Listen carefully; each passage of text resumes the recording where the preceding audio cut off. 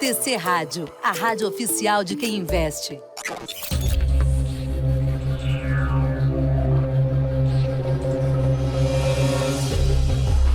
Começa agora os 10 mil deles. O reality cast que faz o seu tempo render.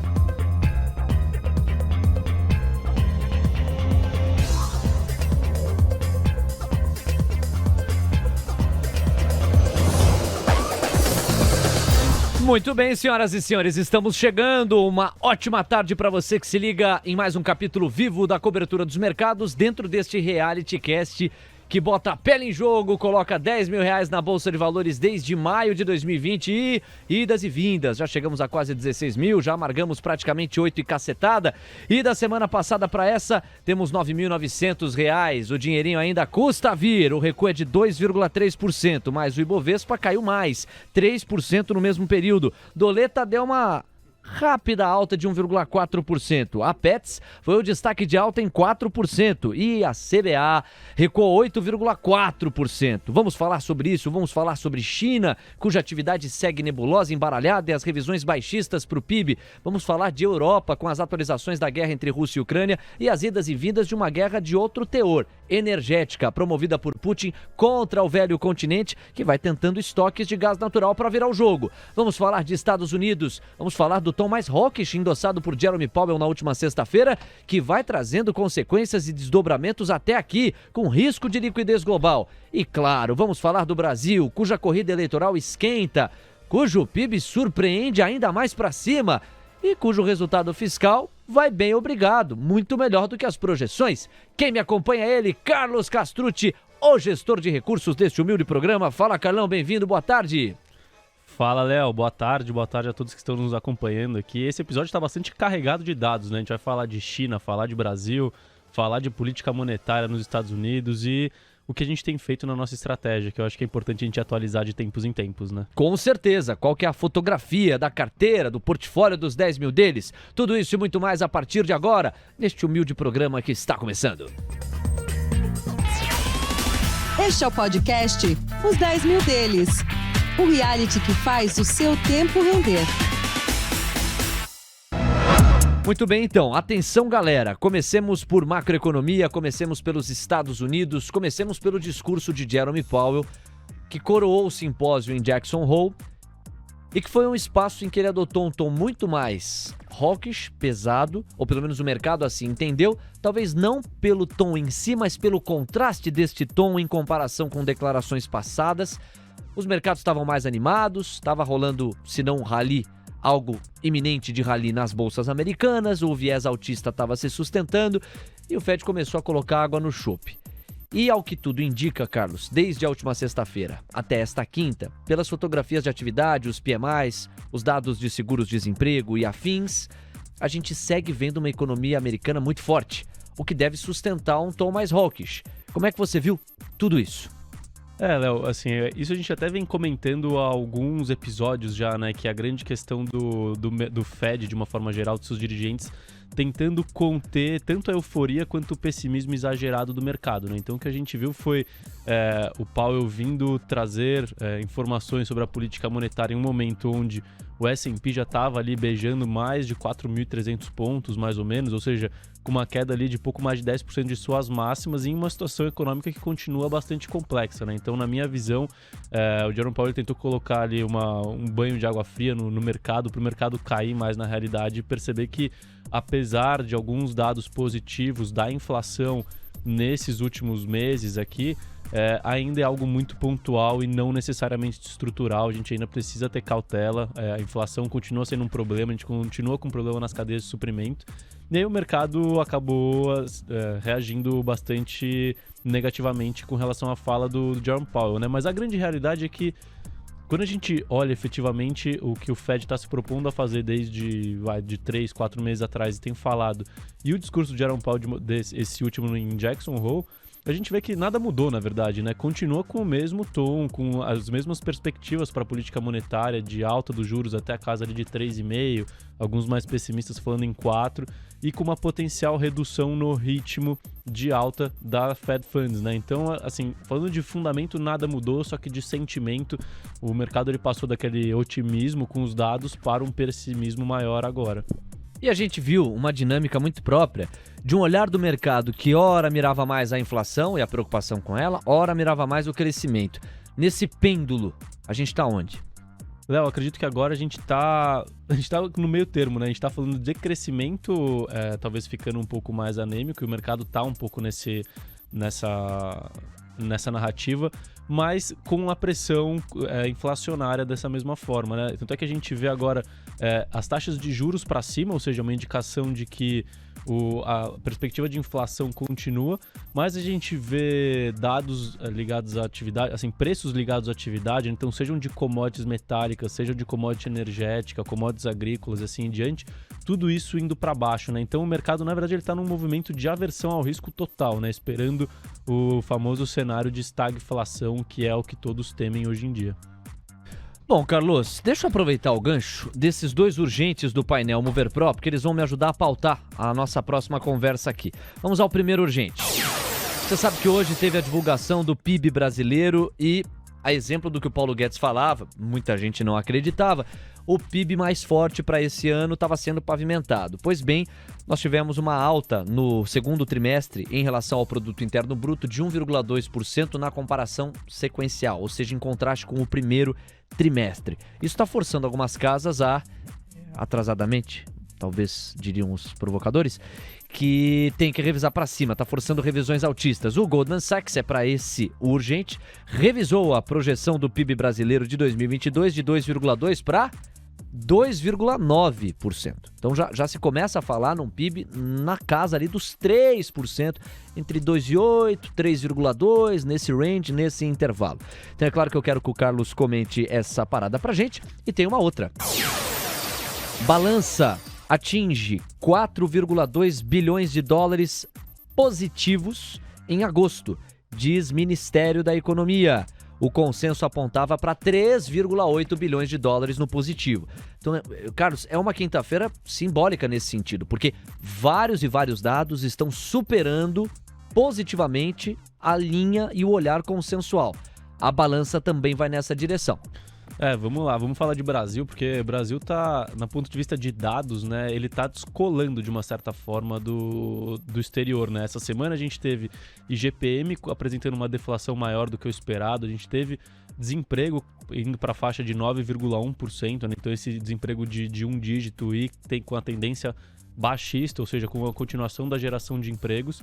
E o dado mais recente e principal foi esse dado de atividade, né, que veio uma porrada, puxado principalmente por serviços, né, e por setor industrial. A gente viu construção civil crescendo muito, o setor de utilidades públicas também crescendo muito. Então, assim, até a brincadeira, né, a situação econômica brasileira está despiorando e continua despiorando, e provavelmente, assim, o que tudo tem mostrado pra gente, vai continuar despiorando pelo menos até o final desse ano, né? Então a tendência é que a gente continue vendo revisões positivas para a economia brasileira, seja do ponto de vista da atividade, onde essas próprias revisões que a gente tem visto aqui, trimestre após trimestre, né, de divulgação de PIB, na verdade elas não são uma mudança do pessimismo para o otimismo, elas são só um carrego estatístico do dado que saiu lá atrás, né? Então, saiu mais forte, eu tenho que revisar minha projeção para o ano fechado, né? Então, na verdade, o otimismo ainda não está no mercado. O que está acontecendo é só a incorporação de dados passados e do carrego estatístico desses dados passados de PIB nas projeções dos bancos, né? Então, a gente está vendo hoje, teve banco estrangeiro, agora me foge o nome, que colocou o PIB para 3,25 já esse ano, né? Sendo que no começo do ano se falava em zero, né? Ou até uma retração econômica. Então, você vê que a economia continua surpreendendo bem e a inflação também, ainda mais com essa nova correção no preço dos combustíveis, pode continuar surpreendendo positivamente. Então, quando a gente traz toda aquela discussão, né, de ciclo econômico, de ciclos de mercado, que a gente estava num ponto baixo do ciclo, em algum momento a gente veria uma reversão, parece que a reversão está chegando, tanto do ponto de vista de atividade quanto do ponto de vista inflacionário, e isso, por consequência, pode trazer reflexos e deve trazer reflexos no ciclo de juros também. Se eu entendi, você estava querendo fazer alusão ao BOFA, ao Bank of America, nessa projeção de PIB, né, de mais cedo. Agora, Carlos, é impressionante, a gente vê um descasamento de ciclo econômico entre as potências europeias e a potência americana, quando em comparação com o Brasil, e mesmo da potência chinesa, porque a China está com problemas de crescimento. Não, Léo, você está muito louco. Como assim problemas de crescimento? Os caras devem crescer pelo menos 3,5%. Pois é, mas isso é uma ofensa para os chineses. Crescer 3,5% é muito menos do que eles gostariam de crescer e do que tinham pregado como meta de crescimento. Os 5,5% ficaram cada vez mais distantes. Então sempre é aquela ideia do referencial. Para um país cuja pujança econômica é autoexplicativa, para o qual interessava um crescimento de 5,5%, você registrar 3,5%, 3,8%, você tem uma fotografia negativa. Para um país, como é o caso do Brasil, que ameaçava surfar 2022 com muitas dificuldades, tanto pela questão da recuperação pós-pandemia, mas sobretudo com a questão eleitoral, você tinha já, claro, que a pasta da economia mais otimista no início do ano, mas muita gente ressabiada, com retração, 0 a 0, 0,5% do PIB, 1% era muito, já estamos falando de 3%. Então você entendeu o contraste? É um contraste de ciclo econômico de Estados Unidos e Europa notório. Lá eles estão começando a inclinar a curva de juros. A gente não precisa falar da Selic, que já foi na frente de todo mundo. E em relação à China, apesar das condições de crescimento chinesas, a expectativa de crescimento por lá vai ser frustrada, enquanto aqui vai ser subestimada, né? Ou superestimada. A gente pode ver nesse ano algo que é bem raro, que é o Brasil crescendo mais do que a China, né? Dependendo de como as coisas andarem. Olha, essa é uma hipótese. Se o Brasil, na melhor das projeções, avançar 3,2, 3,3, os caras derem uma engasgada lá e subirem 3,3, 3, na margem, tá, na margem de erro ali, deu vitória brasileira. De fato, impressionante, uma fotografia. E aí a questão que se coloca, sobretudo para fins eleitorais, é o quanto que a sociedade como um todo está vendo esse crescimento e essa pujança econômica no dia a dia. E é claro que a inflação é um obstáculo para qualquer governo nesse sentido. Mas eu digo isso porque, de um lado, quando você compara com qualquer outro país, é perfeitamente legítimo dizer que a economia brasileira está indo bem, sobretudo quando se adota outros referenciais. Só que, de outro, me parece que a percepção da população, seja pela inflação, pela corrosão do poder de compra ou por outros pontos aí, não é exatamente essa. Você não tem a mesma sensação? Me parece que a equação ela fica um pouco desequilibrada. Ao mesmo tempo em que esses dados eles são verdade e traduzem uma realidade, quando você vai para as esquinas aqui de São Paulo, você vê outra percepção bem diferente de alguns anos atrás, sobretudo 2012, 2011, 2010, em que a sensação de andar na rua era muito diferente. Perfeito, Léo. É que assim, a gente tem que entender que a população, né, de uma forma geral, ela não olha número, ela olha a percepção de bem-estar, né? Exato. E a própria percepção de bem-estar, ela tem uma certa defasagem com relação aos números, né? Então, a gente está vendo agora o início de um processo deflacionário, ou seja, de queda de preços, né? Agora, assim, quanto tempo será que demora para a família brasileira falar, bom, agora minha conta de supermercado está saindo mais barata, agora minha conta de energia está saindo mais barata? Fato. Isso leva uns 2, 3, 4 meses para que aconteça, né? Então, eu acredito que, assim, agora a gente está descasado porque a gente acabou de entrar num ponto de inflexão, no ponto de vista de inflação. E por mais que, assim, é claro que o emprego influencia muito a sensação de bem-estar, né? Então, isso é positivo, a gente saiu de um desemprego ali acima de 14% para 9%, mas ainda é uma taxa de desemprego super alta, né? Se você parar para pensar que você tem quase 1/10 da população ativa sem emprego, né? Sem trabalho especificamente, mas já é melhor do que antes. Só que o que mais pega no dia a dia é efetivamente a questão da sensação de poder de compra. Então, bom, as pessoas estão empregadas, mais do que há 2 anos atrás. Mas elas estão conseguindo comprar a mesma coisa que elas conseguiam antes? Não estavam conseguindo. Isso. Só que agora a gente está vendo deflação, ou seja, a gente não está vendo uma estabilização da inflação onde os preços se mantêm. A gente está vendo preços caindo, preço de alimento caindo, preço de combustível caindo, preço de energia elétrica caindo. Então pode ser que a percepção de bem-estar da família brasileira de uma forma geral comece a melhorar. Na verdade já tem melhorado na margem, eu imagino, e comece a melhorar cada vez mais nos próximos meses com a continuidade dessa queda de preços, caso ela persista, né? Tem esse porém sempre que é importante destacar. Eu me referi aqui a 2012 como talvez o último ano antes da última grande virada de tendência que a gente teve, que começa em 2013, você tem aquelas manifestações de junho, 2014 já era um país muito polarizado, a economia passou por algumas artificialidades para dar por reeleição de Dilma Rousseff, e aí vem o fatídico 2015 e um buraco no qual o Brasil se enfia, do qual começa a sair em 2017, aí sim, já no governo Michel Temer, você tem a primeira estabilidade maior no governo Michel Temer, mas ainda muito difícil o ambiente político daquela altura, com muita polarização e uma popularidade muito baixa do Michel Temer, que ao mesmo tempo em que garante a ele a condição política de pautar temas impopulares, também dificulta a sequência nesse projeto, já que você teria eleição em 2018. No entanto, entra Bolsonaro, entra a escola Paulo Guedes, 2019 acaba sendo o ano, 2018 também acabou sendo o ano que deu sequência à recuperação econômica. Aí 2019 acaba sendo um primeiro ano em que o governo Bolsonaro começa a implementar, passa a reforma da Previdência e começam-se a se desenhar aquelas primeiras linhas gerais para destravar a economia, vem a pandemia e aí você tem aquela sensação econômica muito dificultada por razões que também se autoexplicam. Aí agora a gente parece ver, e você deu esse intervalo de 3, 4 meses, esses números mais saudáveis começarem a chegar na percepção popular. A queda no preço da gasolina vai nessa direção. No primeiro momento, quando nós demos a notícia hoje de manhã, a primeira provocação que eu fiz é: havia condições do corte? A resposta é que havia. Havia um ágio de quase 8% que a Abicom registrava na comercialização da gasolina, no preço que estava sendo praticado. Quer dizer, você tinha espaço para fazer o corte, e aí é uma coincidência que favorece muito o governo que está buscando a reeleição. Mas são 25 centavos menos no litro da gasolina. Isso faz diferença. Aí aqueles R$100 que estão na mão do brasileiro que vai para o posto de gasolina, eles valem mais, né? Eles compram mais. Você tem um poder de compra maior. Exato. É a percepção de que o seu dinheiro consegue comprar o que você precisa, né? E isso acaba direcionando muito a disposição das famílias em aprovar ou não o governo atual, né? Mas assim, se a gente olha para pensar, desde 2015, 14, quando começou efetivamente a recessão econômica na época da Dilma e o período inflacionário, né? Desde então, esse é um dos melhores anos, na verdade é o melhor ano que a gente tem desde então, né? É o ano com mais crescimento, sem ser um crescimento de overshooting, né? Que foi o do ano passado, ou seja, a gente teve a retração da pandemia, depois a gente tem a recuperação da pandemia. Esse é um ano de crescimento mesmo, em bases normais. E de menor taxa de desemprego, né? Então, assim, as condições econômicas do Brasil hoje são as melhores desde 2014, desde 2015.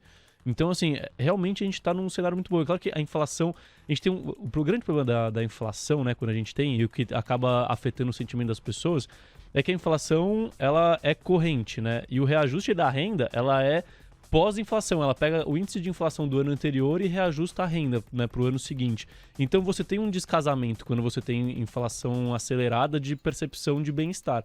Só que com a inflação cedendo, com os reajustes que tiveram com relação à inflação passada, a gente tende a ver um certo casamento ali, de renda disponível para preços de mercado. Então isso tende a melhorar a percepção de bem-estar das pessoas. Exatamente, uma percepção que claro, ficou negativa e por razões concretas, né? Uma inflação acima dos 2 dígitos, complicações, muito ruído político também, nada disso tem que ficar de fora da conta e isso se traduziu nas questões de popularidade e inclusive ameaça. É muito raro você ter na história política brasileira um governo que não consegue a reeleição.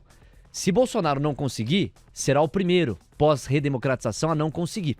Será o primeiro. Então, de tão difícil que é você não conseguir dar sequência, até pelo uso da máquina com que você pode fazer alterações. Então, o Bolsonaro está tentando correr atrás e tem contra si um adversário cuja nostalgia do povo brasileiro é muito favorável, porque as pessoas vão lembrar daquele período 2002 até 2010 com boas lembranças, porque de fato aquele período permitia boas lembranças do ponto de vista do poder de compra, da inflação baixa. A inflação ficou na casa dos 4,5% durante uma raridade de sequência de tempo. Então você tinha um dinheiro que se valorizava, você tinha reajustes no salário mínimo que eram acima do real, certo? Então você tinha mais sensação de empoderamento econômico. É importante a gente trazer isso, porque, e aí eu faço a transição, a gente está numa corrida eleitoral que agora começa a inclinar. Estamos em setembro. Vai passar, Carlos? Assim.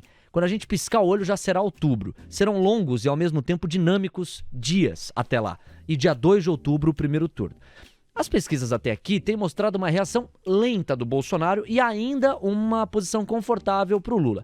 Hoje a Modal Mais Futura é que se destaca entre os levantamentos como aquele que mais aponta um fortalecimento do Bolsonaro, mas se você traçar a mediana das pesquisas, e há muitos levantamentos que serão depois do debate, hoje tem Datafolha para a gente colocar nessa conta, você vai ver que o Lula ainda tem uma vantagem que é confortável, embora já tenha sido maior, e o Bolsonaro começando a reagir, a terceira via continua a devaneio, não conseguiu se firmar, você tem um Ciro Gomes que dificilmente chega a 10%, e uma Simone Tebet que começa a reagir, mas também me parece lateral dentro da corrida. Então o que tudo indica, nós seguiremos nesses moldes aí, Lula, Bolsonaro, Bolsonaro, Lula. E a provocação que eu estendo para você é a seguinte: me parece unânime dizer que as eleições não têm feito preço no Brasil. Às vezes você vê papéis com o risco verde e amarelo se destacando mais em algum dia ou se destacando menos em outro, mas fazer preço mesmo, com as letras maiúsculas, os analistas estão dizendo que não. Mas eu tenho uma tese que eu queria que você apreciasse. Eu concordo que as eleições não estão fazendo preço como elas já fizeram em outros pleitos, mas eu acho que elas estão amarrando preços. O Brasil já teria condições de atrair, me parece, muito mais fluxo para a Bolsa, ou de ter a sua Bolsa muito mais no holofote, na evidência, em condições normais de temperatura e pressão. Em sendo um ano eleitoral, o dinheiro que foi não volta com a intensidade que poderia voltar, me parece que por isso. Faz sentido dizer, olha, as eleições não estão fazendo preço, mas estão amarrando os preços da Bolsa. Perfeito. E por que estão amarrando, né? Porque já está embutido no preço esse risco eleitoral. Acho que essa é a grande questão, né? De novo, voltando um pouco para a teoria de mercado, né? O que move a Bolsa para cima e para baixo de uma forma geral no curto e médio prazo? É a taxa de juros de longo prazo. E na taxa de juros de longo prazo, o que está embutido? A inflação implícita e a taxa de juros real que o país tem que pagar. Ou seja, isso reflete o risco fiscal do país. Aí você para pensar que a gente está com uma taxa de juros de longo prazo de 12%, ou seja, você está colocando ali na média, só para arredondar aqui, 6% de inflação implícita, que é bem acima do topo da meta da inflação, que é 4,5%, né? Lá para frente, porque a meta da inflação vai cair para 3%, se eu não me engano, em algum momento. E com um juro real de 6% ao ano, embutindo um risco fiscal, sendo que normalmente o Brasil deveria pagar ele entre 4% e 4,5% de juro real na sua dívida. Ou seja, será que caso a gente tenha uma eleição, por exemplo, do Lula, que representa um risco fiscal maior, será que a gente vai ter uma inflação perene ainda acima de 6%, muito acima de 6% e tendo que pagar um juro real muito acima de 6%, né? Então, assim, eu acho que esses números, eles já refletem esse cenário de risco fiscal excessivo, né? Então, a sua teoria, ela acaba funcionando muito bem por causa disso. Porque, assim, talvez, se a gente não tivesse esse cenário, se a gente tivesse um cenário mais pró-mercado, mais concreto, talvez a curva de juros não estaria em 12 lá na frente, talvez ela estaria em 11, em 10,5. Então a Bolsa já teria dado um rally ali, você pegar o duration da Bolsa de 15 anos mais ou menos, com 1% abaixo, com 1% a menos de taxa de longo prazo, você tem 15% para cima de Bolsa. Então eu acredito que assim, não tem muito como a curva ir muito mais para cima caso a gente tenha uma eleição do Lula, por exemplo. Pelo menos não nesse primeiro momento, aí depende do que ele fizer depois, pode ser que vá. Mas a curva não vai para baixo enquanto a gente não souber quem vai ser o nosso presidente a partir de 2023. Mandar um abraço pro Silas Dias de Souza, boa tarde meu amigo, tá no chat do YouTube. O Rafael Kuntz também tá por aqui, ele escreveu bofa, acho que naquele momento em que você se referia a uma projeção altista no PIB brasileiro. Valeu Rafa, tamo junto. O Fábio Luiz Araújo, boas tardes, ele escreve por aqui. O Gustavo Ferreira, falando para ter o cuidado do ativismo político. Pode ter certeza, Gustavo, a gente trata a política aqui com o máximo distanciamento, porque no fim do dia o que importa é qual cenário é possível projetar na atual conjuntura política brasileira e como o investidor se protege e protege o patrimônio com isso. Quais oportunidades de investimento surgem, seja o cenário político que for, porque a decisão soberana é da democracia e assim é desde 1989. Obrigado pela sua audiência, um abração. O Miqueias Silva, falando aqui da questão das pesquisas, que divide opiniões. Você tem gente que entende que as pesquisas cumprem um papel muito preciso de registrar a temperatura de momento. Tem gente que é ressabiada, coloca o pé atrás. O Celso Lazzarini também está na área. Boa tarde a todos, paz e luz para todos nós, Celso. Conta aí pra gente como é que você está percebendo o mercado, quais dúvidas você tem. E eu separei a segunda meia hora do programa, que é a segunda metade dele, pra gente falar da estratégia dos 10 mil. Só que antes, a gente já falou um pouquinho de Estados Unidos, a gente já falou bastante de Brasil, nos dedicamos a isso. Eu quero te deixar à vontade. Quer comentar Europa, China? Nós tivemos acontecimentos relevantes essa semana. Já se fala, no caso do Banco Central Europeu, em 75 pontos base de alta.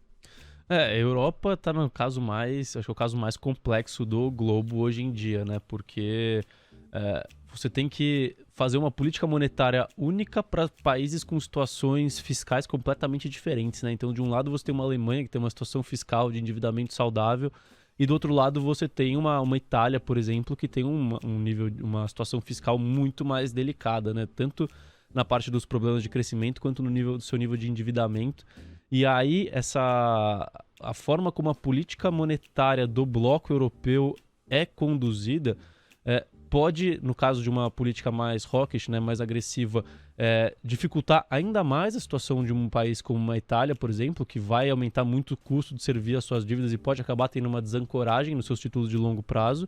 Mas, em contrapartida, se essa política monetária do Banco Central Europeu não for tão hawkish, for mais dovish e mais complacente com a inflação, a gente pode ver esse problema estrutural inflacionário na Europa que eles têm, de certa forma, tendo que conviver. Por exemplo, países melhores e que poderiam suportar uma taxa de juros maior, como a Alemanha, acabam sendo prejudicadas, né? Então, assim, é uma situação bem, bem difícil, né? Porque a gente tem polos opostos participando de uma mesma decisão aqui. Fato, Carlos. Falou então sobre Europa. Sobre China, a única coisa que eu ia colocar é que realmente há uma tempestade perfeita. Em parte contratada, porque os caras não abrem mão da política Covid-0.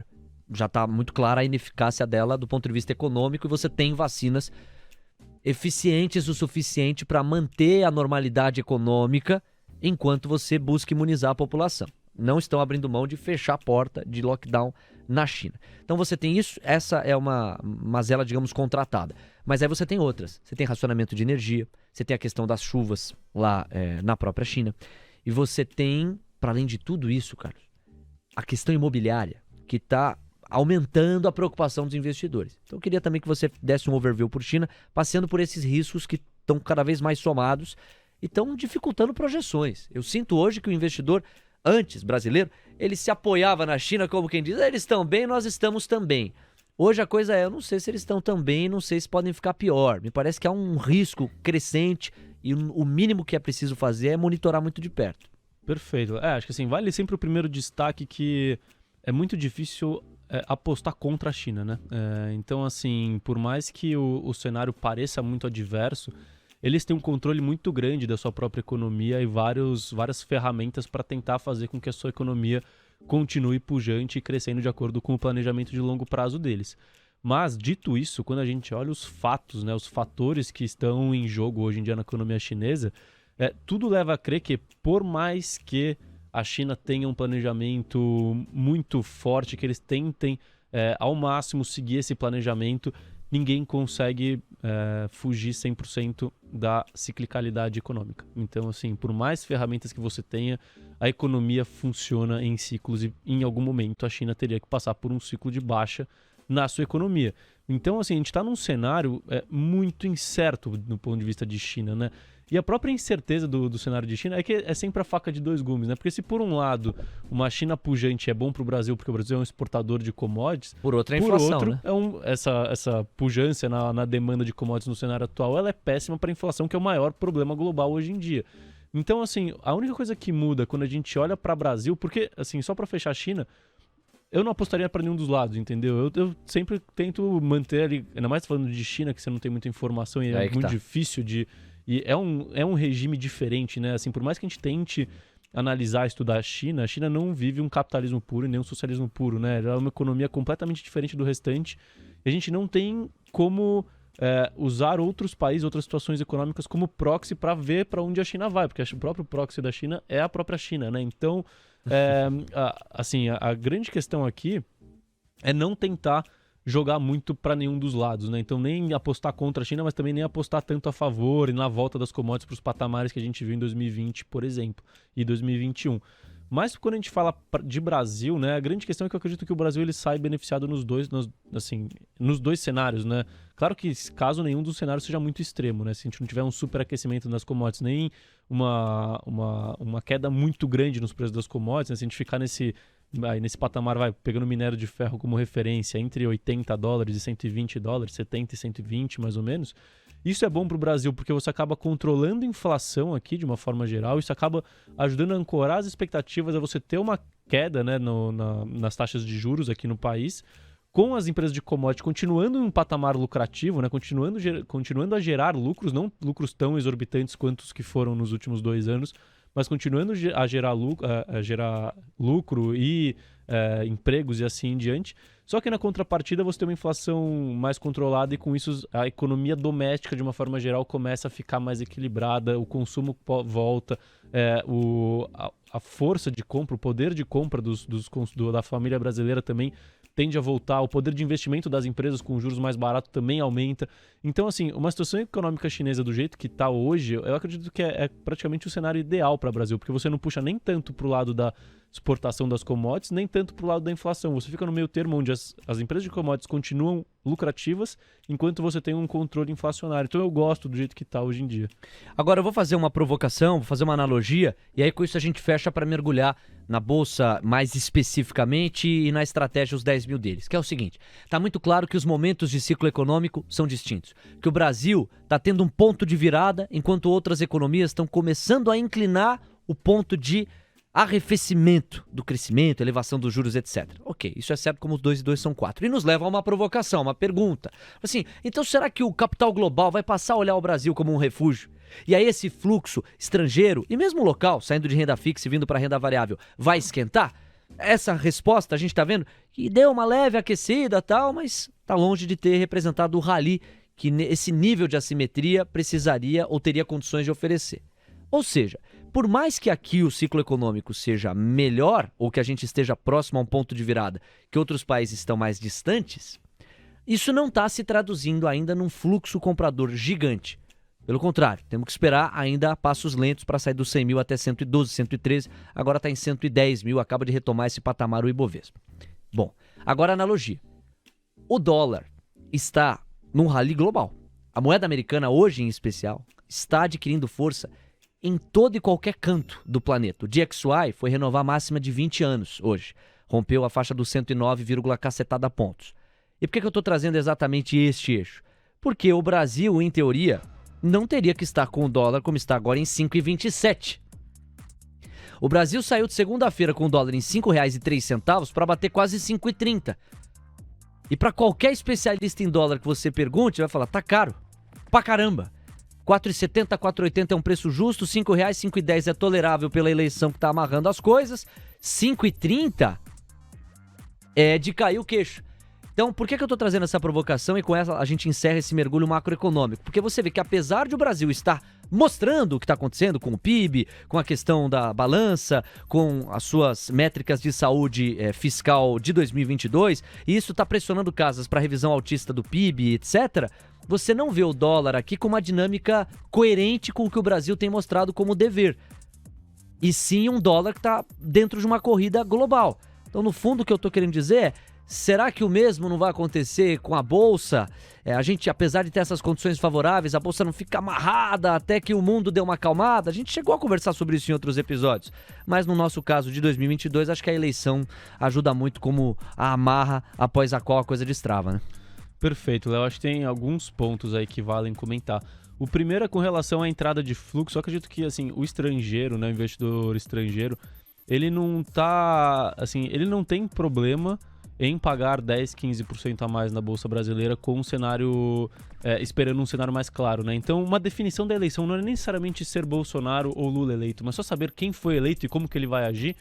O investidor estrangeiro, ele prefere esperar esse momento de eleição, ele não quer apostar na eleição, então ele espera acontecer, ver se não vai ter nenhum evento de caldo ali no momento da eleição, qualquer coisa que seja, e a partir dali, com esse cenário definido, né, de novo vem aquela máxima de o mercado não tem medo de crise, ele tem medo de escuro, né? Então a gente tá no escuro mesmo, assim, no cenário eleitoral, é muito incerto aí no cenário eleitoral, apesar de a gente saber quem são os dois principais, a gente não sabe quem vai ganhar ainda, e as probabilidades estão muito bem divididas, então ele espera para essa questão, né? E aí isso influencia, claro, o câmbio, influencia a bolsa, porque é entrada de dinheiro em dólar e é fluxo para a bolsa. E tem um segundo ponto, falando de câmbio especificamente, que é aquela questão que eu sempre gosto de separar, né? O real com relação ao dólar depende de duas coisas. Ele depende da relação da força do real com relação ao dólar e da força do dólar com relação ao mundo. E o que a gente tá vendo é que um dos pontos que mais tem carregado o real para esses patamares que são difíceis de justificar, né, para cima, é justamente o fortalecimento do dólar. O dólar batendo máxima, né, perante a cesta de moedas lá do DXY. Então, assim, o dólar hoje, ele tem sido... A força do dólar perante o mundo tem sido o principal fator de pressão no nosso real. E não é uma fraqueza do real perante o dólar. Mas aí vale...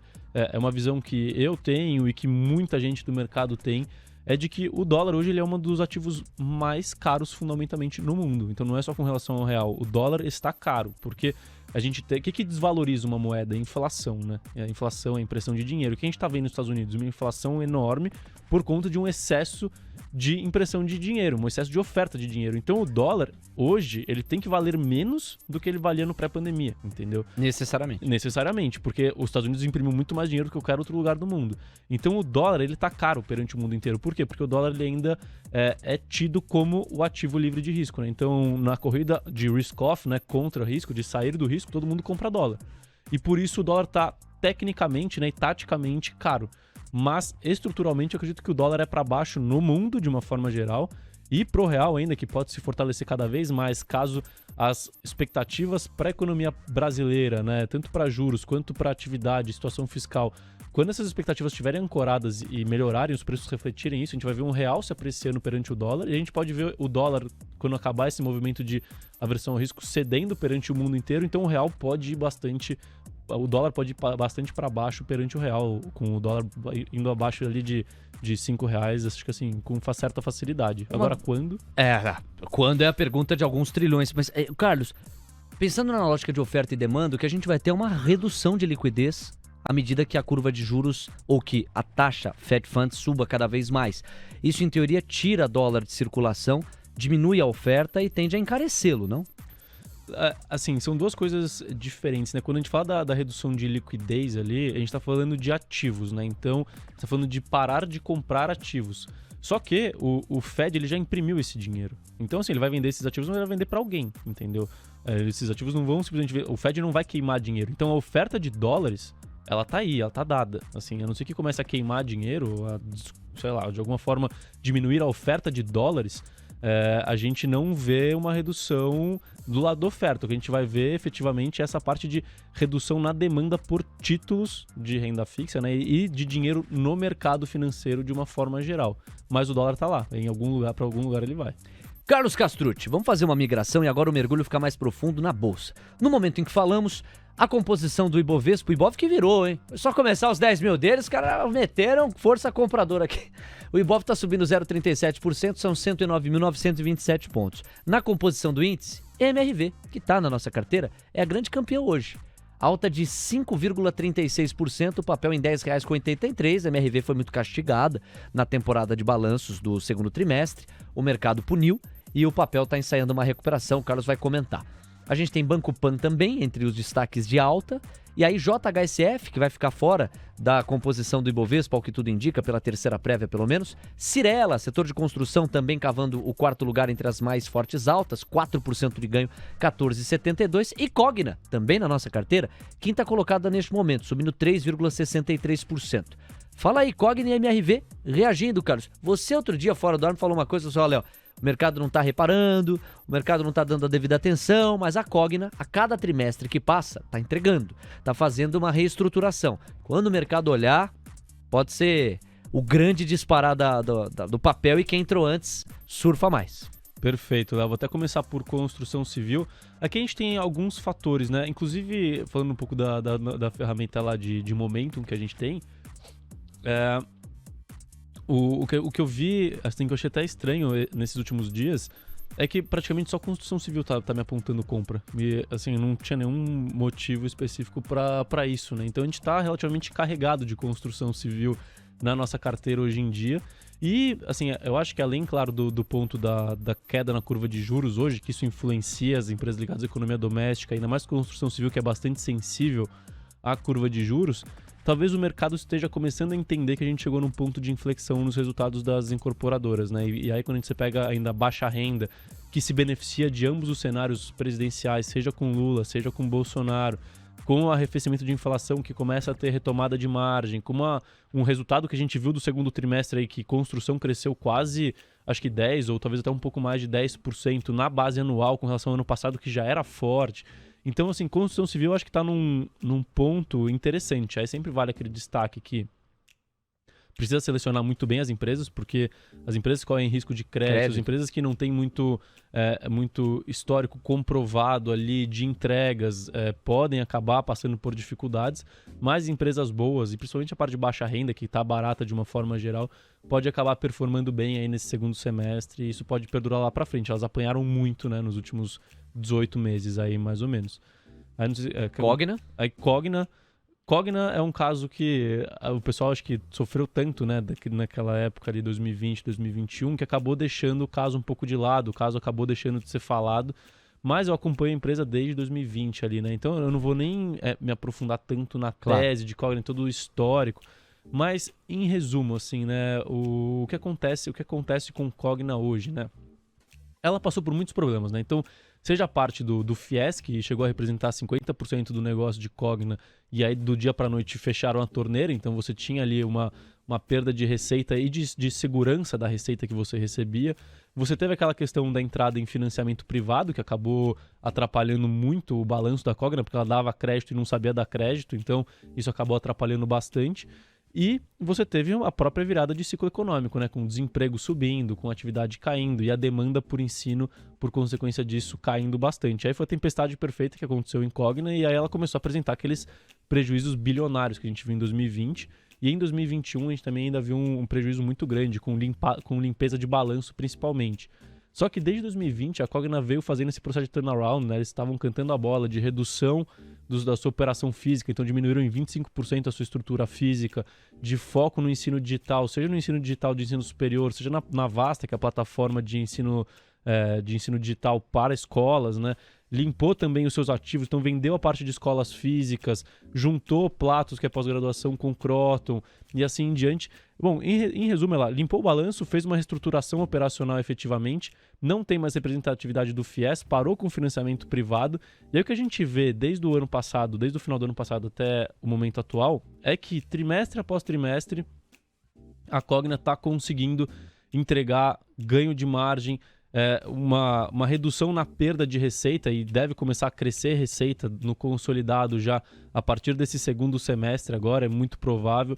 E como consequência disso, de uma estrutura de custos mais enxuta, com uma volta no crescimento da receita, o que a gente deve ver é a empresa voltando ao seu nível de um ponto de lucratividade efetivamente da sua operação de uma forma geral, e com essa volta da lucratividade gerando caixa, que é o que ela está fazendo, porque ela está investindo pouco e gerando caixa, vai conseguir diminuir a sua alavancagem financeira. E aí, por que eu estava falando contigo que assim, é um caso que eu acho que está esquecido, que daqui a pouco o mercado vai começar a olhar, principalmente quando o preço começar a reagir, né? Porque normalmente o mercado olha depois que o preço reage. É que a Cogna, ela tá juntando vários fatores que para mim são... eu falo que é a combinação que eu gosto muito que aconteça, né? Primeiro ponto, assim, quando você olha o múltiplo EV/EBITDA, né? O que é o EV? EV é o valor de mercado da companhia mais o valor da dívida líquida da economia, da companhia. É o valor de firma da companhia. E o EBITDA é o seu lucro operacional.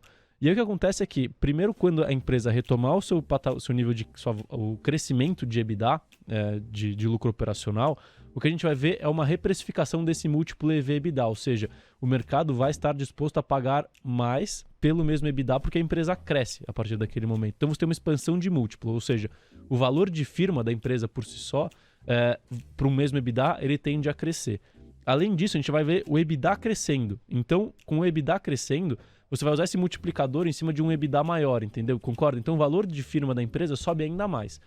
E, além disso, o valor de firma ele é composto pelo valor de mercado mais o valor da dívida líquida. E como a empresa vai começar a diminuir a sua alavancagem financeira... Diminui a dívida líquida. Então, a parcela de valor de mercado dentro do valor da firma fica maior, entendeu? Então, ou seja, o preço da ação, que é o que faz o valor de mercado, tende a crescer cada vez mais. Então, eu falo que é o efeito triplo, que a gente tem um aumento de EBITDA, uma expansão de múltiplo e uma redução do endividamento, e tudo isso faz um efeito combinado bastante atrativo no preço da ação da empresa, caso isso tudo aconteça, é claro, né? Então, caso a empresa continue entregando esse processo de turnaround e essa virada operacional que eu comentei. E ainda tem um último ponto aqui que vale o destaque, que é a narrativa, assim, caso a gente tenha um Bolsonaro eleito, qual que é a narrativa que o mercado constrói? De redução na curva de juros, de responsabilidade fiscal e de continuidade atividade de Guedes.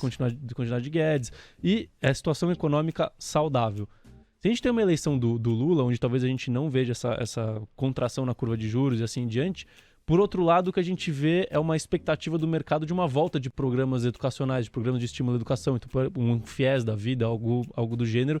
Isso tende a impulsionar a Cogna também nas expectativas do mercado, entendeu? Então, ela acaba conseguindo se aproveitar bem dos dois cenários, na minha visão. Claro que de formas diferentes, mas acaba conseguindo se beneficiar. Então, é um caso que eu gosto, assim, é claro que turnaround acontece do dia para a noite, então acho que, assim, a gente ainda tem aí mais pelo menos, 1 ano e meio para a empresa se provar, mas acho que daqui a 1 ano e meio, assim, pode ser que o mercado efetivamente perceba e a empresa esteja apresentando resultados bastante positivos. 3h47. Carlos, principal destaque positivo da semana passada para essa foi Pets, 4% de ganho, e a principal baixa, CBA, 8,4% de recuo. Pets está volátil, né? Tem dia que sobe, dia que cai, então não tem nenhum fato específico que justifique essa alta de Pets, porque ela realmente está oscilando ali numa banda, de pouco abaixo de R$10 para pouco menos de R$12, ela fica ali batendo, e nessa semana acabou que ela começou mais baixo e chegou lá. CBA, efetivamente, foi a questão de China e de commodities de uma forma geral, né? Então a gente viu commodities metálicas começando a ceder de uma forma geral com as perspectivas ruins para a China, né? E isso acaba impactando o CBA, que é uma price taker, né? Ela aceita o preço do alumínio negociado na LME, e com o alumínio caindo, ela acabou corrigindo seu preço. Ainda mais depois de ter subido numa linha reta ali de quase R$10 para 14, né? Então, assim, ela surfou uma onda muito grande de alta aí nos últimos 1 mês e meio a 2 meses, e agora começou a corrigir junto com o alumínio. Natural, portanto, a gente viu correção de uma maneira mais generalizada entre as commodities. Aí a gente vai para a nossa carteira. Nós temos hoje 25% dos recursos em caixa. Engordou esse caixa, hein? Ele estava magrinho, deu uma boa engordada, você vai explicar por quê. Nos Estados Unidos, 3,5% dos recursos. O Brasil acumula 71,5% do portfólio dos 10 mil deles. Nós temos aí Brasil adentro 15% em commodities, 14,5% em bancos, 13% varejo, 9% construção, utilidades públicas 8,5%, o que me parece até um eixo mais defensivo da carteira, e os outros segmentos 11,5%. Então, aqui chama atenção commodities, bancos, varejo, construção. Em assimetria, varejo e construção parecem ganhar. Bancos mais defensivo, utilidades públicas eu arrisco dizer bem, mesma coisa. Commodities, aquela história. Por mais que você projete uma certa correção aqui e acolá, é algo que faz sentido ter sempre como uma das parcelas da carteira. O hedge está em S&P e você vai explicar o motivo do hedge. Então já dei o overview, à vontade para você defender um pouco das atualizações que passaram pela estratégia. Perfeito, Léo. Acho que começando pela alocação em caixa que a gente está hoje em dia, aí fica aquele destaque de novo para a ferramenta de momentum, né? Então nas últimas 2 semanas aí, a gente acabou tendo a gente até chegou a comentar aqui no próprio programa que eu estava vendo já o início de uma virada no movimento que era natural, principalmente depois da alta em linha reta ali dos 100 mil pontos, mais ou menos até os 114 mil pontos. E aconteceu que a ferramenta sinalizou essas vendas e a gente acabou reduzindo o risco em todas as posições praticamente de uma forma geral. A parte de Estados Unidos, a gente está só com a Amazon hoje em dia, né? Mas assim, ainda a assimetria em bolsa americana, por mais que eu goste muito de várias teses, ela é meio desfavorável porque a gente está no meio de um ciclo de alta de juros e é difícil ir contra um ciclo de alta de juros. E o earnings momentum de algumas empresas, principalmente de tecnologia, não está bom, né? Essas empresas devem apresentar retração de lucro esse ano, e aí por mais que a tese de longo prazo seja boa, no curto prazo acaba pressionando o preço do papel, então taticamente a gente está bem menor nos Estados Unidos do que eu ficaria de forma estrutural. Aí falando de Brasil, a gente ainda está com uma alocação grande em commodities, né? Mas aí vale o destaque que uma das posições nossas em commodities, que é a Raízen, né? Ela tem um componente de atividade brasileira ainda muito grande, né? Então por mais que ela seja exportadora de etanol e de açúcar, então que dependem do preço da commodity, ela tem um componente de distribuição de combustível muito forte, né, também. Então, através dos postos Shell, né? Então, ela acaba sendo um player híbrido que se beneficia mesmo também em um cenário de retomada econômica aqui no país. E aí o restante a gente está praticamente quase tudo com risco reduzido, né? Construção, a gente está no meio termo ali, ainda tem um espaço para aumentar um pouco mais a alocação em construção, mas a gente está quase na nossa alocação ideal. Varejo, depois daquele rally, também diminuiu um pouco o apetite, mas eu acho que é algo pontual também. Onde eu vou focar mais aqui, Léo, é a parte do hedging S&P, né? Vai lá. Até explicar por quê. Esse hedge a gente está carregando aí mais ou menos há 2 semanas. É a terceira vez nesse ano que a gente faz esse hedge de 10% no S&P, né? Quando a nossa ferramenta indica que está na hora que o fluxo para S&P pode acabar virando para venda. E por que isso, Léo? Porque a até trouxe uma continha que eu faço, que eu sempre gosto de trazer o múltiplo justo, né, pro S&P, para saber qual que seria o patamar de preço atual baseado nas variáveis que a gente tem hoje, né? Então, considerando que o S&P cresce em linha com a economia americana, cuja projeção para os próximos 10 anos é de 2% ao ano, que o prêmio de risco justo, né, e médio lá na Bolsa Americana é de 4,5%. E quando a gente coloca essa taxa de juros em 3,25%, que a gente está no patamar atual, o que eu vejo é que, para o lucro por ação atual do S&P, sem considerar uma potencial recessão econômica, o S&P deveria negociar na casa de 3.500, 3.600 pontos, tá? Essa que é a conta. E aí, quando você coloca na ponta do lápis ainda que a gente pode ter uma redução de lucro por ação lá, caso a gente entre num cenário de recessão, mesmo com uma melhora um pouco na curva de juros longa, o que eu vejo é que a assimetria no S&P ela continua bastante desfavorável, tá? Porque se melhorar muito as coisas, a gente pode ver, por exemplo, um earnings per share lá, o lucro por ação do S&P subindo um pouquinho, mas a taxa de juros ainda pressionada em 3%, e aí se a gente colocar, por exemplo, uma taxa de juros lá em 3%, a gente tem um patamar de 3.700 para o S&P, caso caia para 2.80, que é o que a gente estava, sei lá, há 2, 3 semanas atrás, o patamar justo ainda seria por volta de 3.800 pontos. Então, assim, o S&P, de uma forma geral, ele ainda está... o mercado ainda não está acreditando que a gente vai ter uma revisão para baixo dos lucros das ações americanas e também não está acreditando que a gente vai ficar nesse patamar de acima de 3% de taxa livre de risco. Então, só que eu nunca vou contra fluxo no S&P. Eu brinco que eu sempre vendo o S&P com medo e depois me arrependo de não ter vendido mais, assim. Essa vez foi igualzinho. Eu vendi com medo, falei, putz, tá tudo bem, inflação estando no ponto de inflexão agora, lá nos Estados Unidos também.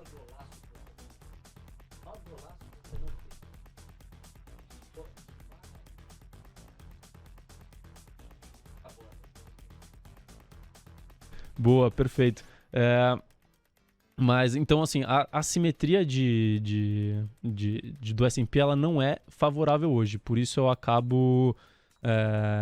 quando a ferramenta me indica, eu acabo fazendo um hedge ali. Eu acho que é um hedge que... É diferente de apostar na queda, né? Eu tô reduzindo o meu risco. Quando eu faço essa redução de risco, ela acaba sendo atrativa e conveniente nesses momentos como o atual. Falando um pouco de Via e Magalu, eu até tava discutindo isso semana passada com o meu irmão. Falei, nossa... Eu tenho que começar a fazer os long and shorts que eu canto a bola, né? Porque teve... Desculpa, você falou, pô, Magalu 27, Via tava, sei lá, 4 de repente, 4,5. Você falou, pô, Via tá barata, Magalu tá muito esticada. Você vai ver, Léo, é provável que Magalu vá descendo e que Via deu uma subida. Bom, o cenário macroeconômico piorou, Via desceu mais um pouco, mas Magalu derreteu. Foi sair de R$ 27,00 para buscar R$ 2,60, R$ 2,70, algo por aí. E você tinha visto isso, quer dizer, cara, a assimetria tá muito grande para cima, né? Não, até eu tenho aqui até uma confidência, assim, que eu tenho um documento que eu chamo de princípios, né? E aí, toda cagada que eu faço, ou coisa que eu vejo, assim, que é algo que eu não percebi num momento atrás, eu escrevo. Eu escrevo e deixo marcado lá, assim, ó, nunca mais faça isso, ou faça isso da próxima vez que você enxergar. E essa parte dos long and shorts também é algo que eu anotei nesse meu documento aí, porque teve esse de Via e Magalu, que por mais que eu tivesse perdido dinheiro em Via, eu teria atenuado grande parte dessa perda com o Magalu, Mas teve outro, que aí não era, o programa não tava nem aqui, a gente ainda gravava na sua casa, no seu quarto. Nossa senhora. Que foi Cielo Stone. Naquele estúdio lá, improvisado, e você falou Cielo Stone, é verdade. Cielo Stone. É verdade. Então, assim, se eu tivesse feito um long shot de Cielo, esse sim teria sido maravilhoso, porque Cielo subiu e Stone caiu muito, né? Então, assim, eu teria ganho nas duas pontas, e era uma simetria que, assim, isso acontece, assim, o mundo, de uma forma geral, qualquer situação, ele tende ao retorno à média, tá? Em qualquer coisa. Então, seja empresa, seja time de futebol, seja jogador de futebol, qualquer coisa, ele tende a retornar à média. Então, quando ele tá indo muito mal, ele tende a melhorar, e quando ele tá indo muito bem, tende a piorar. E a grande questão, isso daqui era só o conceito de retorno à média. Então, pô, será que duas empresas atuando no mesmo setor, fazendo praticamente a mesma coisa, vão performar tão diferente, assim, seja na sua ação ou seja no seu operacional, por ad eterno, né, que era o que era precificado? Então, Stone valia acho que 20 vezes mais do que Cielo, e hoje em dia tá valendo a mesma coisa, se eu não me engano. Então, assim, não necessariamente uma vai chegar na outra, né, mas a gente vai chegar num meio termo, e foi o que aconteceu, por exemplo, com Stone e Cielo, sendo que Cielo, na verdade, tinha muito mais histórico do que a Stone pra mostrar. Só que não tinha narrativa de tech, né? Então, isso aqui tá anotado pra da próxima vez eu não deixar passar. Você se lembra aí desses dois cases pra deixar escapar de jeito nenhum de novo. Carlos, o nosso tempo tá curto, mas muita gente, e eu reuni aqui, ó, deixa eu mandar 2 abraços pro nosso WhatsApp, pro João Alves e pra Celina Diel, que também tá por aqui. Estas 2 pessoas, 2 traders, pediram IRB. E aqui no chat do YouTube eu aproveito para mandar um abração pro Alessandro Reis, pro Juber, pro nosso Eliezer Barros, pro Nelson Andrigic, que está impressionado com a performance das construtoras em meio à queda do minério de ferro e o certo alívio na curva de juros. Redução no preço da gasolina também ajudou. Aproveito para mandar um abraço pro Paulo Chaves, pro Lisandro Arpini, parceiro, e o Irã Araújo também por aqui. Então, IRB pra galera. IRB tá... Putz a vida, meu, derrete, 12,8% de recuo, R$1,43. O senhor falou aqui episódio passado que era melhor ficar de fora, você ia aguardar que a empresa começasse a entregar na prática e nos balanços para estudar, voltar pro case. Arremata o programa de hoje falando.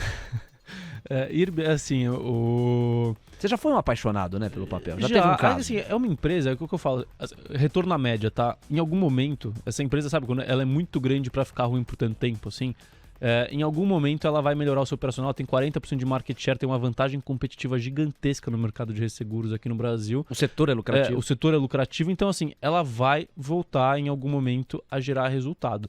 Então assim, eu imagino que quem comprar após esse aumento de capital agora, tende a, no longo prazo, colher bons frutos, tá? Agora, quando isso vai acontecer, eu acho que vai demorar, tá, Léo? Porque assim, por mais que a empresa tenha vantagem competitiva bastante relevante, tenha todos os seus benefícios, o Itaú e o Bradesco como acionistas, assim, é que tem coisas que a gente não pode falar, né? Mas, assim, tem muita coisa ruim lá, assim...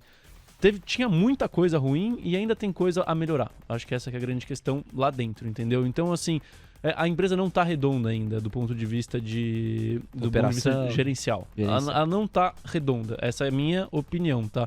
Então tem muita coisa para melhorar, tem algumas coisas que eu espero, estou esperando acontecer para que eu efetivamente volte a olhar para a IRB, mas assim, eu imagino que, falando de novo, algo que foge do nosso controle, que é o retorno à média, e a gente não sabe quando vai acontecer, assim, em algum momento vai acontecer uma troca de uma melhoria do ponto de vista gerencial lá, na minha visão. Agora, quando vai acontecer, a gente não tem ideia, né? Mas em algum momento a empresa vai voltar. Mas é um caso muito complexo hoje em dia. Quem comprar tem que comprar, esquecer e não comprar muito. Agora, se for para trade ou para 6 meses, 1 ano, assim, é algo que eu não indico. Eu acho que tem que esperar um pouco mais. Carlos Castrucci, muito obrigado, parceiro, por mais uma. A gente se vê na próxima quinta-feira, pós 7 de setembro. Hein? Não se esqueça, quarta-feira que vem, feriado, 7 de setembro, que vai ter um carregado simbólico extremo. São 200 anos da independência brasileira. E vai ter um carregamento político muito grande também, já que sabemos há uma mobilização esperada por parte do governo Bolsonaro em função desta data. Vamos ver, na quinta-feira a gente vai repercutir aqui no Expresso da Manhã, naturalmente, e mais tarde nos 10 mil deles. Carlos Castrucci, muito obrigado, um abraço e até uma próxima. Valeu, Léo, obrigado a todos que acompanharam e semana que vem estaremos de volta no pós-feriado aí. Um abraço. Valeu, pessoal, juízo, tchau.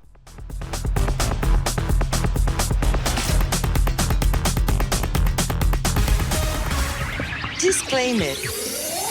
As opiniões dadas pelo gestor de recursos Carlos Castrucci sobre empresas de capital aberto e demais ativos financeiros investidos por ele podem configurar conflito de interesse com você, ouvinte. Deste modo, reflita sobre a precisão e a validade dessas opiniões a partir dos seus próprios critérios.